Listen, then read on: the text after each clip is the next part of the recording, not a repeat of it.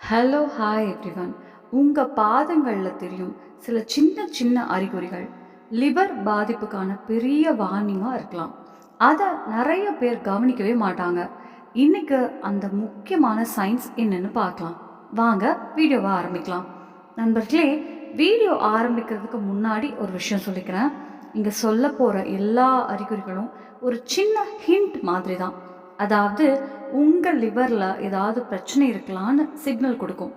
ஆனால் சரியாக என்ன பிரச்சனை, அதுக்கு என்ன காரணம், அதை எப்படி சரி பண்ணணும் என்பதை தெரிஞ்சுக்கணுன்னா மருத்துவர்கிட்ட போய் சரியான டெஸ்ட் எடுக்கணும். ஆனால் இப்போ நான் சொல்ல போகிற இந்த அறிகுறிகள் லிவரில் ஏதாவது சரியில்லாமல் நடக்குது என்பதற்கான ஒரு ஐடியா கண்டிப்பாக தரும். சரி, முதல்ல சொல்ல போகிற அறிகுறி என்னன்னா, உங்கள் காலோட கீழ்ப்பகுதியில் சிவப்பு நிறத்தில் சின்ன சின்ன பின் பாயிண்ட் மாதிரி ஸ்பாட்ஸ் தோன்றினா அது லிவரில் பிரச்சனை இருக்கலான்னு காட்டும் ஒரு சைகை. இந்த மாதிரி சின்ன சின்ன குறிகள் பொதுவாக பிளட் சர்க்குலேஷன் சரியில்லாததுனால தான் வரும். அந்த சர்க்குலேஷன் பிரச்சனை லிவரில் ஏதாவது கோளாறு இருந்தாலும் வரலாம். ஆமாங்க, டயபெட்டிஸ் மாதிரி வேற சில பிரச்சனைகளாலையும் இது வரலாம். ஆனால் லிவர் பிரச்சனையில் இது ரொம்ப காமனாக காணப்படும். அடுத்த அறிகுறியும் காலோட கீழ்ப்பகுதியில் தான் தெரியும். இதுவும் சர்க்குலேஷன் சரியில்லாமல் இருப்பதால் வரும். இதை வீங்கி தெரியும் நரம்புகள், சிலந்தி வலை மாதிரி தெரியும் நரம்புகள்னு சொல்லுவாங்க. இதில் என்ன ஆகும்னா, நரம்புகள் சிவப்பு அல்லது நீல நிறத்தில் வெளியில் தெரிஞ்ச மாதிரி புடைத்து காட்டும். இதை நல்லா புரிஞ்சுக்கணுன்னா, வெரிகோஸ் வெயின்ஸ் இருந்தால் எப்படி இருக்கும், ஸ்பைடர் வெயின்ஸ் இருந்தால் எப்படி இருக்கும், இந்த மாதிரி நெட்வொர்க் வெயின்ஸ் இருந்தால் எப்படி தெரியும் என்று புரியும். அதாவது லிவருக்குள்ள ஸ்கேர் டிஷ்யூ உருவாக ஆரம்பித்து லிவர் சுருங்கி வேலை சரியாக செய்யாமல் பலவீனமாக ஆக ஆரம்பிக்கும் போது இந்த மாதிரி அறிகுறிகள் தெரியும். இதுக்கப்புறம் குதிகால் பகுதி வெடிச்சு போவது கூட லிவர் ஹெல்த் சரியில்லைன்னு காட்டும். பொதுவாக இது vitamin B3, omega 3 fatty acid குறைவால் வரும். லிவர் சரியாக வேலை செய்யலைன்னா இந்த நியூட்ரியன்ஸ் பாடிக்கு சரியாக கிடைக்காது.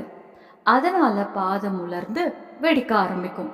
இது ஏன் நடக்குதுன்னா, லிவர் பைல்னு ஒரு லிக்விட் உருவாக்கும். அது நம்ம பாடியில் ஃபேட்டி ஆசிட்ஸ் அப்சர்வ் ஆக ரொம்ப முக்கியம். லிவரில் பிரச்சனை இருந்தால் பைல் ப்ரொடக்ஷன் குறையும். அதனால் ஒமேகா 3 மாதிரி நல்ல ஃபேட்ஸ் பாடிக்கு சரியாக சேராது. அதோடு சேர்த்து விட்டமின் A, விட்டமின் E மாதிரி ஸ்கின்னுக்கு முக்கியமான விட்டமின்ஸ் அப்சர்வ் ஆகிறதுலையும் குறைவு வரும். அதனால் ஸ்கின் ஹெல்த் பாதிக்கப்படும். அடுத்தது, பாதத்தின் கீழ்ப்பகுதியில் எப்பவும் அரிப்பு, இச்சிங் இருந்தால் அதுவும் லிவரில் கன்ஜஷன் இருக்கலான்னு காட்டும். அதோடு சேர்த்து பாதத்தில் வலி இருந்தாலும் அதே காரணமாக இருக்க வாய்ப்பு இருக்குது. நிறைய பேருக்கு லிவர் பிரச்சனை இருக்கும்போது பாதத்தின் கீழ்ப்பகுதியில் எரிச்சல் மாதிரி இருக்கும். பாதம் தீப்பிடிச்ச மாதிரி சூடு ஏறுற ஃபீலிங் இருக்கும். இதுவும் பொதுவாக காணப்படும் ஒரு அறிகுறி தான். அடுத்தது, உங்கள் காலில் இருந்து ரொம்ப அதிகமாக துர்நாற்றம் வந்தால், குறிப்பாக ஷூஸ் கழட்டும் போதெல்லாம் கடுமையான ஸ்மெல் வந்தால் அதையும் சாதாரணம்னு எடுத்துக்காதீங்க. இதுவும் லிவர் சரியாக வேலை செய்யலைன்னு காட்டும் ஒரு சைகை.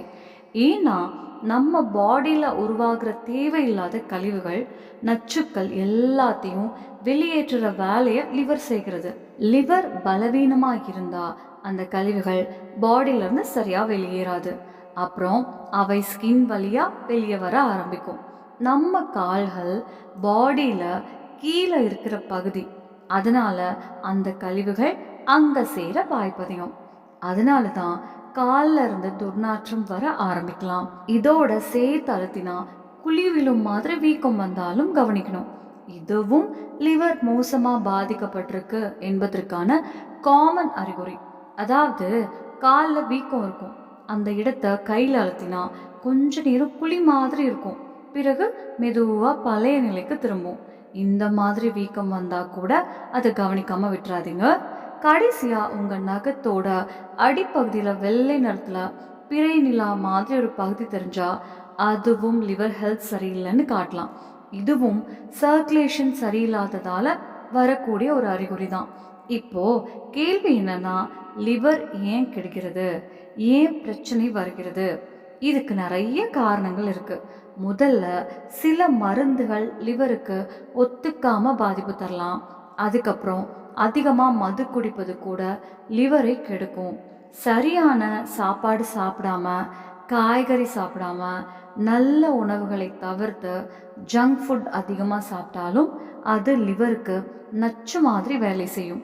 அரைவேக்காடு சாப்பாடு, அதிகமாக ப்ராசஸ் பண்ணப்பட்ட ரெடிமேட் ஃபுட்டு, பேக்கெட் ஃபுட் மாதிரி விஷயங்களும் லிவருக்கு நல்லதில்ல. அதிகமாக சர்க்கரை எடுத்தாலும் லிவர் பாதிக்கப்படும். அதே மாதிரி அளவுக்கு மீறி புரோட்டீன் எடுத்தாலும் லிவருக்கு ஓவர்லோட் ஆகும். ஏன்னா அதை ப்ராசஸ் பண்ண லிவர் அதிகமாக வேலை செய்யணும். அப்படியே தொடர்ந்து போனால் லிவர் பலவீனமாக ஆகலாம். இதோட சேர்த்து அதிகமாக காரம், மசாலா, எண்ணெய் நிறைந்த ஃபுட் சாப்பிட்டாலும் லிவருக்கு நெகட்டிவ் எஃபெக்ட் வரும். இந்த வீடியோ உங்களுக்கு பயனுள்ளதாக இருந்திருக்கும்னு நம்புகிறேன்.